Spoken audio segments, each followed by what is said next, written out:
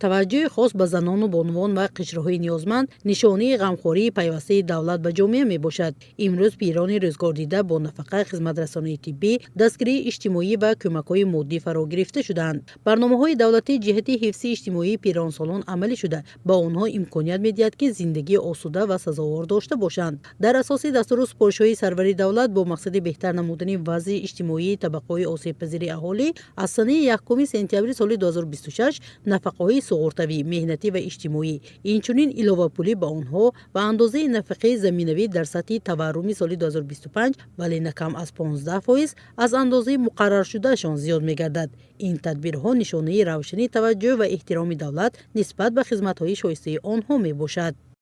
پیشوای معظم ملت در پیام خود پیوسته در حق خلق و وطن غمخواری کرده، مخصوصا در حق سابقه‌داران مهنت گفته گذاشتن زیاد کردن معاش مهنت و این یک غمخواری به حد کلان در حق سابقه‌داران می باشد و این غمخواری ها بار هم اثبات میکنند نسل نورس را ما سابقه‌داران برای دوست داشتن وطن خویشتن شناسی تربیت کنیم تا که آنها وطن را محافظت کنند، وطن را دوست دارند و برای همچون تاجیک افتخار کنند که آنها تاجیک هستند، در تاجیکستان بیشتر آسا زندگی میکنند.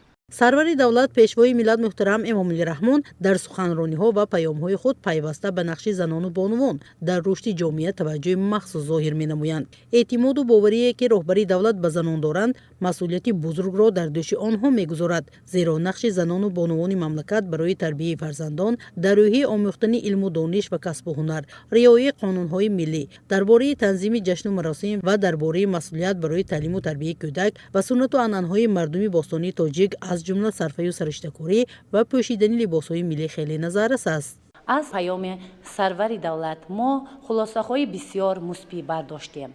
پیش از همه در پیام با مسائل ساحه معارف، تندرستی، اقتصاد، اجتماعیات و بلند برداشتن سطح نیک اهالی مردم توجه مخصوص ظاهر گردید. همچنین در پیام ضروریت تربیت جوانان در روحیه وطندوستی، خودشناسی ملی و احترام به قانون تاکید کرده شد. ما خیلی روح بلند گردیدیم که معاش ما 25% زیاده شد. کوشش میکنیم نسل نورس را وطندوست را تربیت کنیم.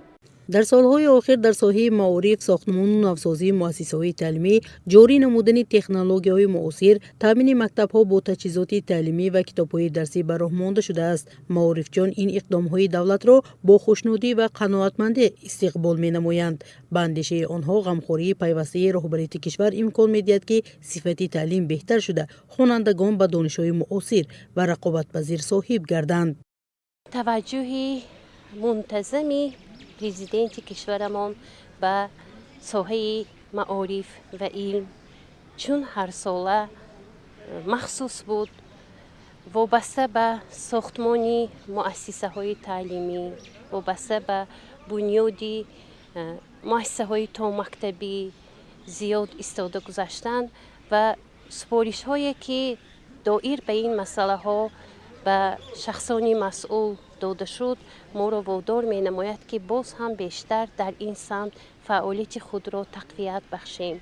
باید تاکید نمود که اهالی مملکت از جمله ساکنان ولایت سوخت هر یک نکته پیام را با خوشنودی و قناعتمندی پذیرفتند، زیرا در آن منفعت مردم، بهتر نمودن سطح زندگی و فراهم آوردن شرایط مساعد برای آینده درخشان تجسم یافته است.